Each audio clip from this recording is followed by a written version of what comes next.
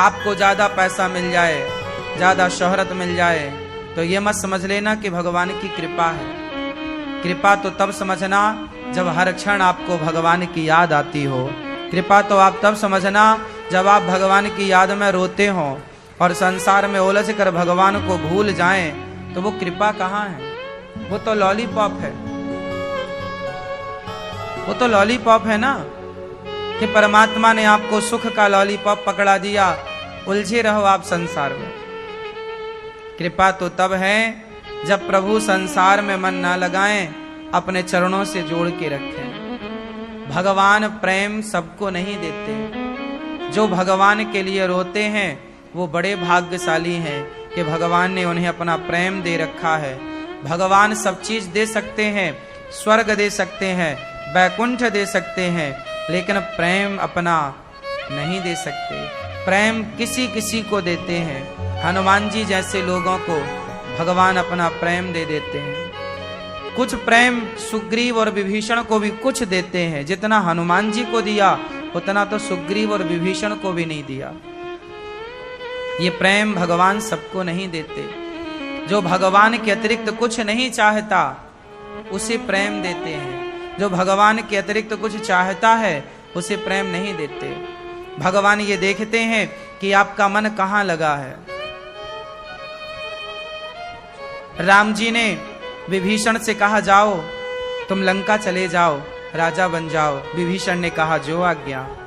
सुग्रीव से कहा जाओ तुम किष्किंधा के राजा बन जाओ। सुग्रीव ने कहा जो आज्ञा। हनुमान जी से कहा जाओ हनुमान तुम भी फलाने देश के राजा बन जाओ, हम तुम्हें राजा बनाना चाहते हैं। हनुमान जी बोले प्रभु हमें राजगद्दी नहीं चाहिए, पद नहीं चाहिए, हमें तो आपके चरण चाहिए। हम आपके चरणों को छोड़कर नहीं जाना चाहते। जिसने लंका ली, जिसने किष्किंधा लिया, उसकी पूजा नहीं होती, लेकिन जिसने प्रभु के चरणों को लिया, आज राम से ज्यादा पूजा हनुमान जी की होती है। क्योंकि हनुमान जी के भीतर राम के प्रति प्रेम है। और जिसके अंदर प्रेम है, भगवान अपना प्रेम उसी को देते हैं जो भगवान के सिवा किसी और को चुनता नहीं है। हम लोग बड़े पापी प्राणी हैं, बड़े तुच्छ हैं। हम लोग संसार को चुनते हैं। हमें लगता है ये दौलत मिल जाती, ये मिल जाता, ये मिल जाता। इसके चक्कर में भगवत प्रेम छोड़कर संसार के पीछे भागते भागते भागते भागते आखिरी में मरने की स्थिति आती है। लेकिन जब मरने की स्थिति आई तब पूछा गया क्या पाया? आप किसी धन्ना सेठ धनवान से पूछना आखिरी टाइम क्या पाया। आप किसी मरने वाले व्यक्ति से पूछना मरने के पहले क्या पाया, क्या पाया।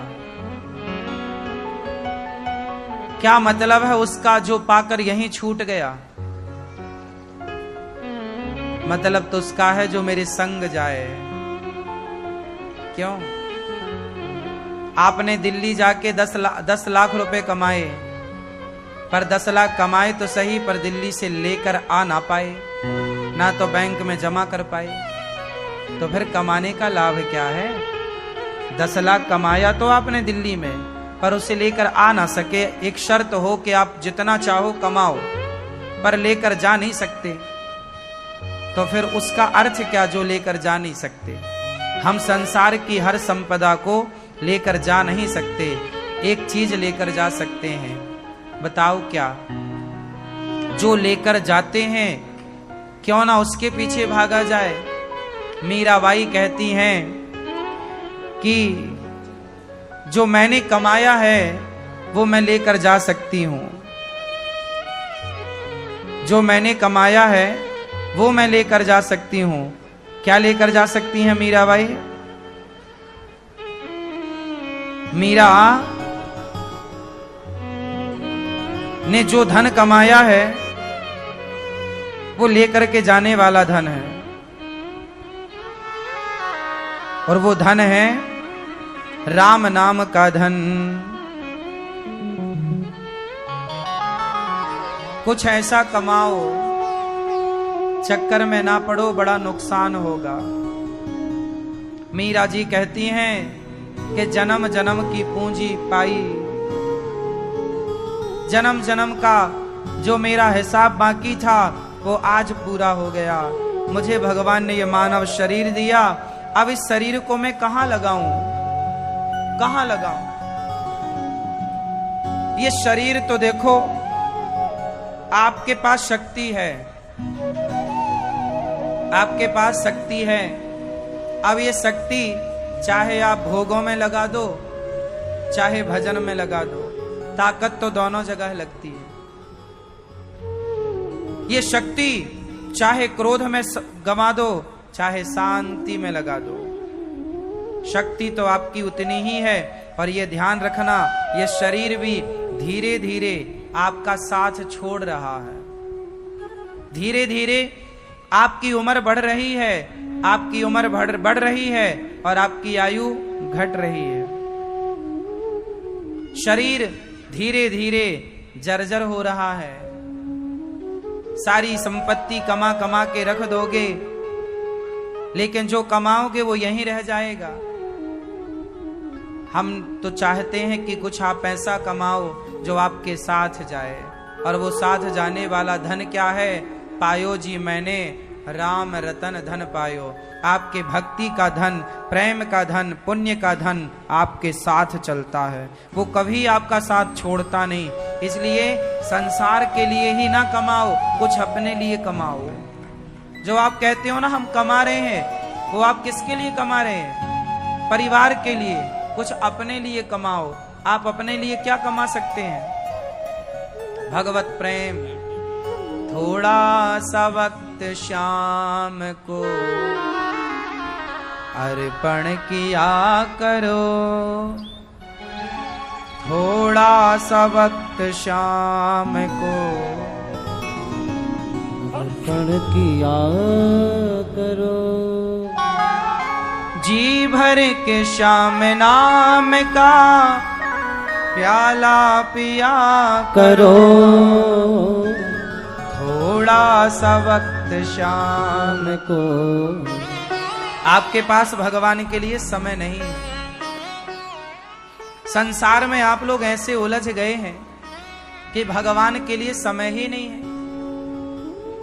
चित्त शांत करके, शांत मन से बैठकर उस परमात्मा को रिझाओ। भगवान को, हे प्रभु मैं आपसे बिछड़ गया हूं, मुझे स्वीकार कर लो। आप किसकी संतान हो? त्वमेव माता च पिता त्वमेव। हम सब भगवान की संतान हैं। हम भगवान के बच्चे हैं, पर संसार में उलझ गए हैं, संसार को अपना कहने लग गए हैं। हम यहाँ के नहीं हैं। आप लोग वृंदावन के हो क्या? कहाँ के हो? जहाँ के हो वहां जाओगे कि नहीं? बोलो हाँ या ना, हाँ या ना। वृंदावन आए हो कुछ दिनों के लिए।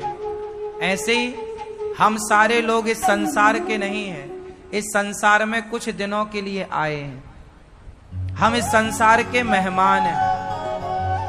मेहमानी पूरी होगी, फिर आप जाओगे, 4 लोग ले जाएंगे वापस, आपको शमशान ले जाके फूक देंगे, वापस चले जाओगे आप में से कोई भी यहाँ का नहीं है, हम में से कोई भी यहाँ का, हम सब यहाँ के मेहमान हैं। क्या है? हम सब यहाँ के मेहमान हैं। इसलिए आप क्यों भूल गए कि मेहमानों का घर कहीं और है? आपका असली घर भगवान के चरणों में है। हे प्रभु हम आपके हैं, आप हमारे हैं, पर हमारी बुद्धि भ्रष्ट हो जाने से हम संसार को अपना मान रहे हैं। ये मेरा है, ये मेरा है। ये मेरा नहीं है साहब। ये जगत किसी का हुआ है कि तुम्हारा हो जाएगा? ये संसार किसी का सगा हुआ? तुम्हारा हो जाएगा। तुम इसे अपना सगा बनाने चले हो। सगे तो तुम्हारे भगवान हैं। मेरे तो गिरधर गोपाल, दूसरो ना कोई। इसलिए संसार में रहो, पर मेहमानों की तरह रहो। संसार में रहो परिवार के साथ, अपना ना मानो। हर क्षण ये याद रखो भगवान अपने हैं, और भगवान के लिए क्या किया करो, रोया करो। रोने से भगवान मिलते हैं। पूजा कितनी कर लो तुम, पाठ कितना कर लो तुम, जप तप कितना कर लो तुम, भगवान ना मिलेंगे। भगवान मिलने का एक सिंपल सा फंडा है, रोना। आंसुओं में बड़ी ताकत होती है। आंसुओं की ताकत आप लोग नहीं समझते, हम समझते हैं। रोने में बहुत शक्ति है।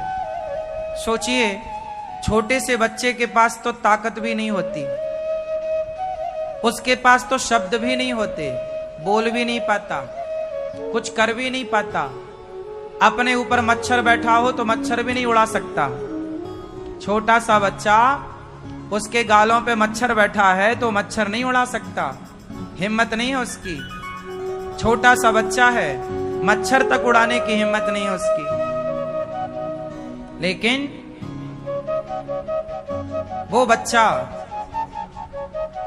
जिसके पास चलने की शक्ति नहीं है, खुद से खाने की ताकत नहीं है, वो बच्चा कितनी भी दूर उसकी मां हो, शब्द नहीं है उसके पास, वो ये नहीं कह सकता मां आओ, मां नहीं कह पा रहा है, अभी महीने भर का है। लेकिन वो बच्चा जन्म लेते ही ईश्वर ने उसे सिखा कर भेजा है कि मां को बुलाना हो तो रोना, भूख लगी हो तो रोना, कोई कष्ट है रोना। ये सिखाया ईश्वर ने।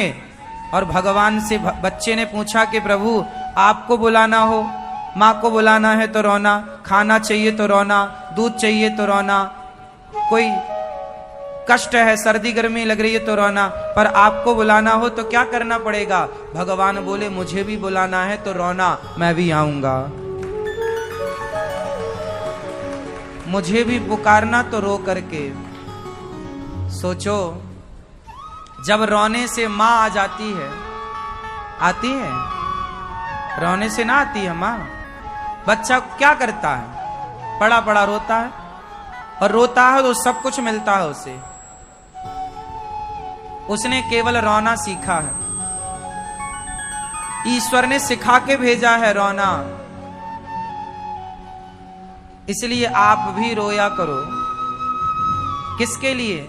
मां के लिए। मां कौन? त्वमेव माता। क्या आप लोग भगवान को माता नहीं मानते? कितने लोग भगवान को अपनी माता मानते हैं? भगवान हमारी माता है, भगवान हमारे पिता हैं। कितने लोग मानते हैं सच्चे हृदय से? मानते हो ना? यदि भगवान को अपनी माता मानते हो तो मां कैसे आएगी? जोर से, कैसे आएगी? मां आएगी, रोने से आएगी। तो क्यों नहीं रो के पुकारते अपनी मां को? क्यों भूल गए रोना? रोना ना भूलना साहब, सदा रोइएगा। किसके लिए? केवल भगवान। हे प्रभु